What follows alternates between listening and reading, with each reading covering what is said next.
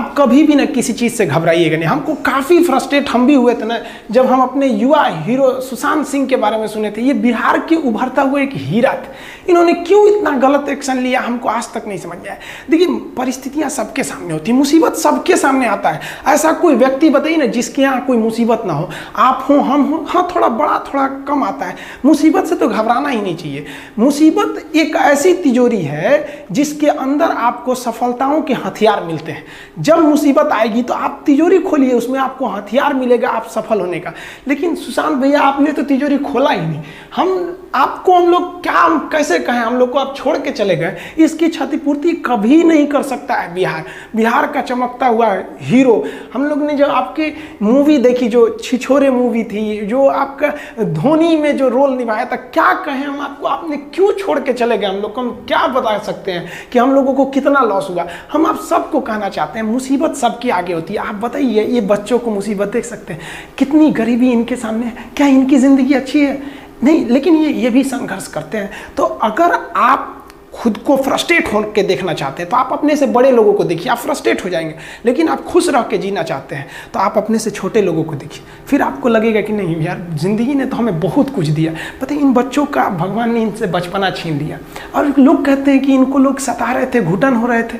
अरे हम क्या कहेंगे, घुटन क्या चीज़ होती है? उस बच्चे से पूछिए जो काम करता है रोटी के लिए खिलौनों की दुकान पर। वो बच्चा कैसे खेलता होगा जो दिन भर मेले में खिलौना बेचता है। यार फ्रस्ट्रेट नहीं होना चाहिए। ज़िंदगी छोटी नहीं होती है, हम देर से जीना शुरू करते हैं। सबके सामने कुछ ना कुछ समस्याएं आती होती हैं।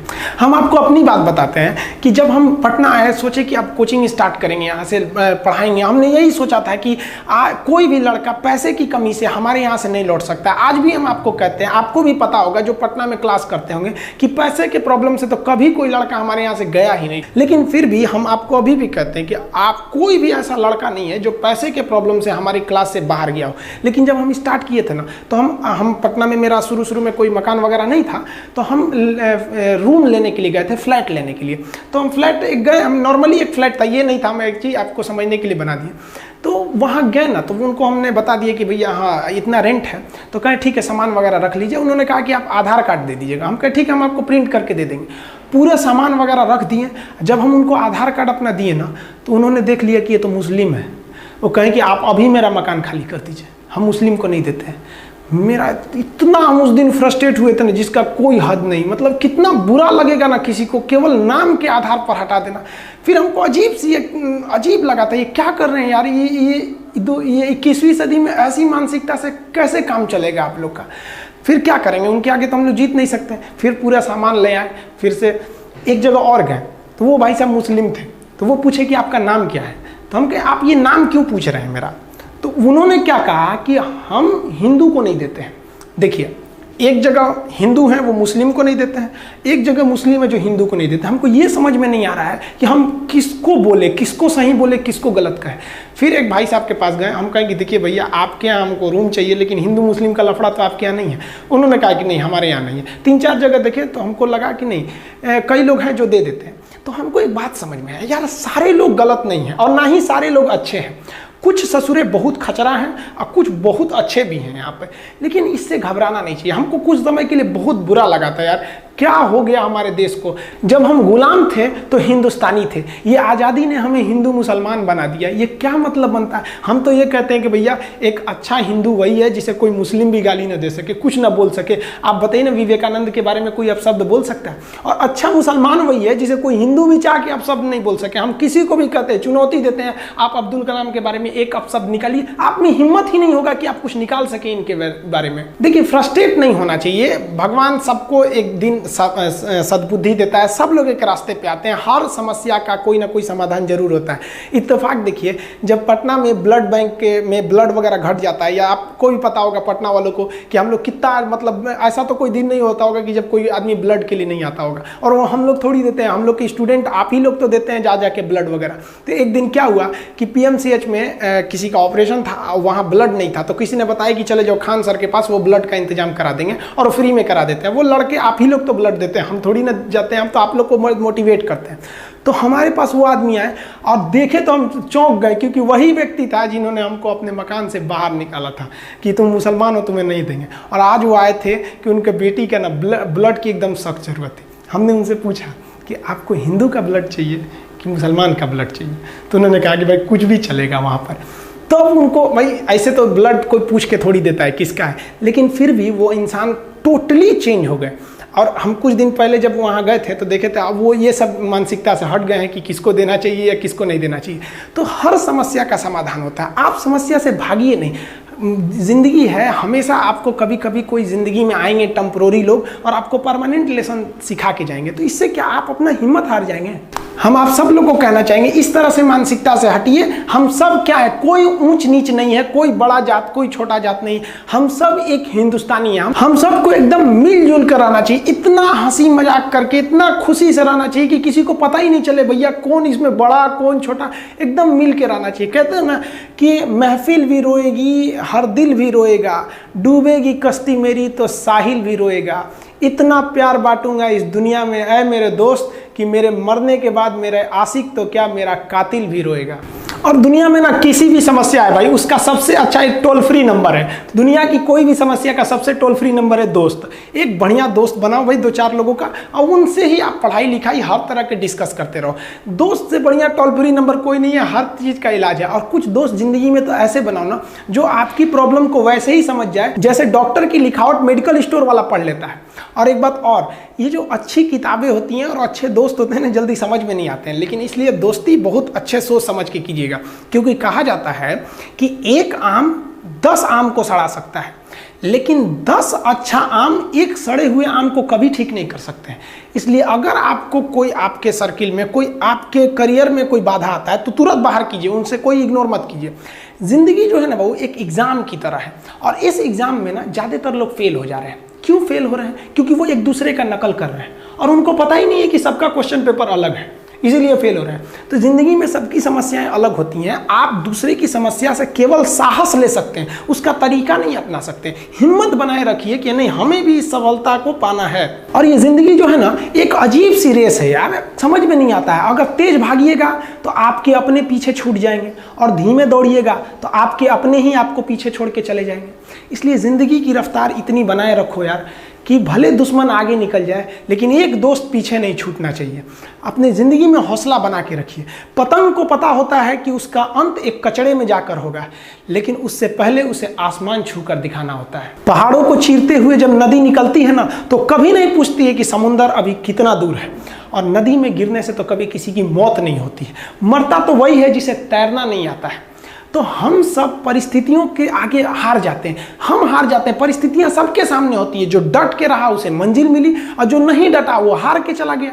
जब हमारे पास परिस्थितियां आती हैं, हम घिर जाते हैं चारों ओर से, तो हम परिस्थितियों को दोष देने लगते हैं, न कि उस परिस्थितियों से निकलते हैं। कोई मस्जिद जाता है, कोई मंदिर जाता है, कभी सोचा है भगवान को कितना बुरा लगता होगा? सोचते होंगे कि बंदा केवल हमसे मांगने ही आता है, यार कभी मिलने भी आया करो। हमको तो लगता है किसी दिन भगवान निकल के बोलेंगे कि यार केवल तुम लोग हमसे मांगने ही आते हो, कभी मिलने भी आया करो। तो भगवान से या अल्लाह से सबसे एक दुआ मांगिए कि आप हमको मुसीबत देना है आप दीजिए। आप जिस तरह से हमें खुशी देते हैं उसी तरह से हम आपके दिए गए दुखों को भी अपनाएंगे, लेकिन हाँ उस दुख से लड़ने की हिम्मत भी जरूर दीजिएगा। और सबको अपने अपने कर्मों का पता होता है, यूं ही गंगा किनारे इतनी भीड़ नहीं लगी रहती।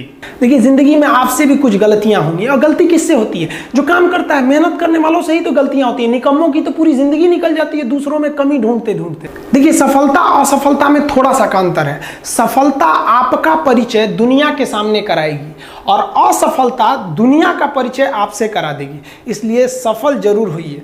देखिए 97% लोग जो है ना वो थक के किसी काम को छोड़ देते हैं, और जिंदगी भर उन 3% लोगों के लिए काम करने लगते हैं जो कभी भी हार नहीं मानते। मेहनत बता देता है कि परिणाम कैसे मिलेगा, वरना परिणाम तो बताता ही है कि आपका मेहनत कैसा था। कुछ लोगों को लगता है कि उनके पिताजी बहुत पहुंच वाले हैं, दादाजी बहुत पहुंच वाले हैं, तो उनकी बदौलत हमें कोई काम मिल जाएगा, कोई जॉब मिल जाएगा। तो कोई ये बहुत बड़ी बात नहीं है। पहचान से मिला काम बहुत देर तक नहीं रहती है, लेकिन काम से मिलने वाली पहचान आजीवन रहती है। हम स्टूडेंट्स को कहना चाहेंगे, आजकल स्टूडेंट्स को पता नहीं क्या हो गया है ना, सोच रहा वो लड़की के पीछे पगलाया है, कहता है कि लव हो गया। भाई दुनिया में लव नहीं होता है किसी से, ये एक अट्रैक्शन है सबको। मान लीजिए मेल है तो उसे फीमेल से होगा, फीमेल से है तो उसे मेल से होगा। तो कोई कैसे कहेगा कि हम तुम्हारी ओर अट्रैक्ट हो रहे हैं? तो उसको छुपाने के लिए कहता है हमको लव हो गया। भैया लव नहीं हो गया। अगर आपसे कोई कहता है ना कि आपको वो आपसे ट्रू लव करता है तो उससे कहिएगा कि हमको अभी मेरा किडनी खराब हो गया, 1 लाख रुपए की ज़रूरत है, नहीं देगा। लेकिन आप अपने माता पिता से कहिएगा कि हमको 1 लाख की ज़रूरत है, और रियल में भी अगर हो जाएगा तो वो अपना शरीर बेच देंगे आपके लिए, लेकिन वो नहीं बेचेंगे। ये होता है लव। लेकिन लोग अट्रैक्शन को लव कहते हैं, उसके लिए पूरी ज़िंदगी बर्बाद कर देते हैं। ये सब बाबू गलत चीज़ है। जो आप अपना देखिए, आप अपना करियर छोड़ के अगर इस सब चीज़ में जाइएगा तो पूरी लाइफ बर्बाद हो जाएगी। आप जो रिश्ता खोजते हैं अपना कॉलेज में, कोचिंग में, ये सब परमानेंट रिश्ते नहीं हो सकते हैं। हाँ, अगर आप गर्लफ्रेंड से शादी करेंगे तो ये आपके लिए बेस्ट लड़की होगी, लेकिन माँ बाप जो ढूंढ के लाएंगे, जो भगवान आपके लिए बनाया है, वो लड़की आपके लिए यूनिक होगी। If you will best you will number 1, and if you will unique you will only 1। तो याद रखिएगा, जो भगवान आपको बना के जोड़ता है ना, वो रिश्ता सबसे अच्छा होता है। अपने माँ बाप को देखिए ना, क्या झगड़े नहीं हुए, लेकिन आज भी वो लोग एक साथ रहते हैं। लेकिन फिर भी आप देखिए आजकल के जो वेस्टर्न कल्चर आ गया, क्या वेस्टर्न कल्चर हो गया समझ में नहीं आता है। प्यार और छुहाड़ा, इसकी ज़िंदगी ना 1 साल होती है, 1 साल में ही खराब हो जाता है। ये वेस्टर्न कल्चर है, हमारी भारत की संस्कृति नहीं है। हम गर्व करते हैं, हमें अहंकार है, हमें गुरूर है अपने भारत की संस्कृति पर। जहाँ एक छोटी सी बच्ची भी गुड़िया खरीदती है ना, तो उसके लिए दुपट्टा खरीदती है। और यार अगर आपको दिल लगाना ही है तो किताबों से लगाओ ना यार। बेवफा भी निकलेगी तो मुकद्दर बना के जाएगी।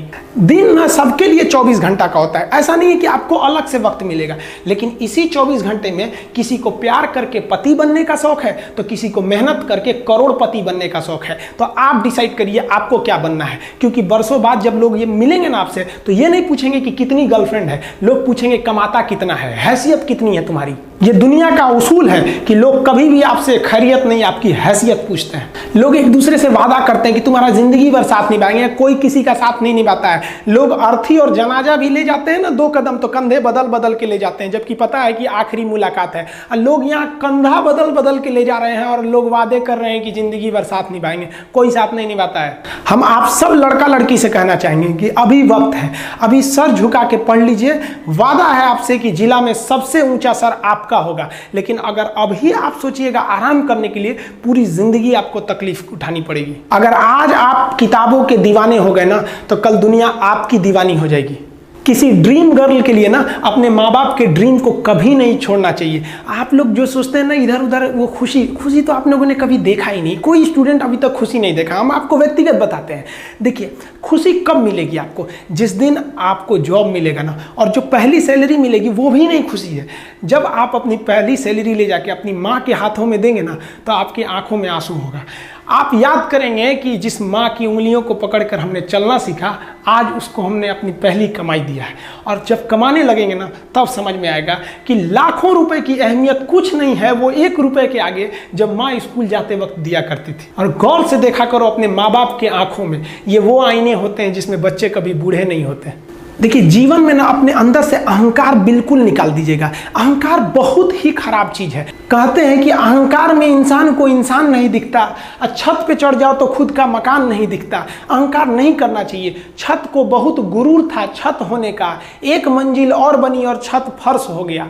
अहंकार कभी नहीं कीजिएगा। तूफान ज्यादा होती है तो कश्ती डूब जाती है, और घमंड ज्यादा हो जाती है तो हस्ती डूब जाती है। जिस दिन आपको घमंड होने लगे ना अपने आप के ऊपर कि हम बहुत बड़े हो गए हैं, हम बहुत पढ़ लिए हैं, हम बहुत सक्सेसफुल मैन हो गए, हम बहुत बड़े बिजनेसमैन, हम बहुत, मतलब जिस दिन आपको घमंड हो गया ना, उस दिन आप शमशान घाट में जाके दिखेगा आपसे नायाब लोग, आपसे अच्छे लोग वहां खाक बन गए।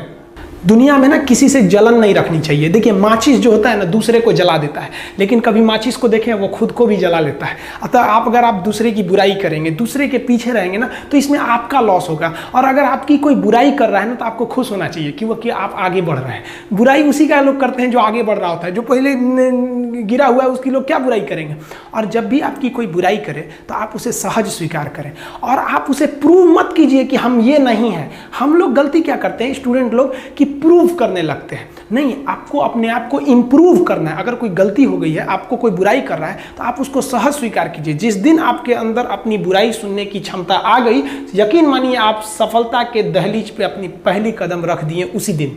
लोहा जो होता है ना उसे कोई नहीं तोड़ सकता है, लेकिन उसी लोहे के अंदर का जो जंग लग जाता है ना, धीरे धीरे दीमक की तरह उस लोहे को खदड़ते जाता है। इसलिए अपने अंदर अहंकार को मत लाने दीजिएगा। लोग कहते हैं ना कि अहंकार बुरा है। जीवन में हम जो अनुभव किए हैं, अहंकार से भी खराब चीज होता है गुस्सा। देखिए, अहंकार उत्पन्न ही नहीं होगा जब तक आपको गुस्सा नहीं आए। आप ऐसे नॉर्मल बैठे हैं और आप किसी से कहिएगा कि तुम्हारी क्या औकात है, जब तक आपको गुस्सा ना आए। तो अहंकार एक पेड़ है और गुस्सा उस पेड़ का जड़ है। इसलिए गुस्सा जिस दिन आया उस दिन आप बर्बाद हो जाएंगे।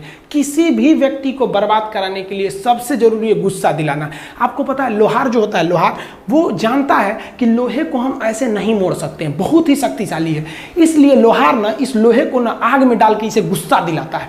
जब ये गुस्से से लाल हो जाता है ना, तो जहां गुस्सा आया आप अपनी ताकत खो देते हैं, और ये लोहा अपनी ताकत खो देता है और एक मामूली हथौड़े के चोट से लोहा मुड़ जाता है। तो जिस दिन आपको गुस्सा आ गया, समझ जाइए कि आप अपनी ताकत खो रहे हैं। जब हम जन्म लेते हैं तो जन्म से ही हमारी जीभ रहती है और मरने तक हमारे साथ जीभ रहती है, क्योंकि वो बहुत ही नरम रहती है। उसे गुस्सा वो बहुत हार्ड नहीं होती है। लेकिन जन्म लेने के बाद दांत आता है और दांत काफ़ी कड़ा होता है और मरने से पहले ही दांत चला जाता है। यानी अगर आप नरम रहेंगे तो काफ़ी लंबे समय तक रहेंगे, और जहाँ हार्ड होंगे आप वहीं आपका पतन चालू हो जाएगा। इंसान 3 साल में बोलना सीख जाता है, लेकिन उसे क्या बोलना है ये सीखने में उसे पूरी जीवन लग जाते हैं। शब्दों का इस्तेमाल बड़ा सोच समझ के कीजिएगा। ये आपके माँ बाप के दिए गए परवरिश का एक सबूत होता है। अतः आप अगर किसी से अपशब्द बात करते हैं तो सभ्य व्यक्ति आपको नहीं कोसेगा, बल्कि आपके माँ बाप को कहेगा कि इसे संस्कार नहीं सिखाया। ये शब्द जो होते हैं हमारी परवरिश का परिचय करा देते हैं। शब्द का इस्तेमाल भोजन की तरह करना चाहिए। जिस तरह से भोजन को बनाने के बाद थोड़ा सा चख लिया जाता है, उसी तरह शब्द को दूसरे के सामने बोलने से पहले एक बार जरूर चख लीजिएगा।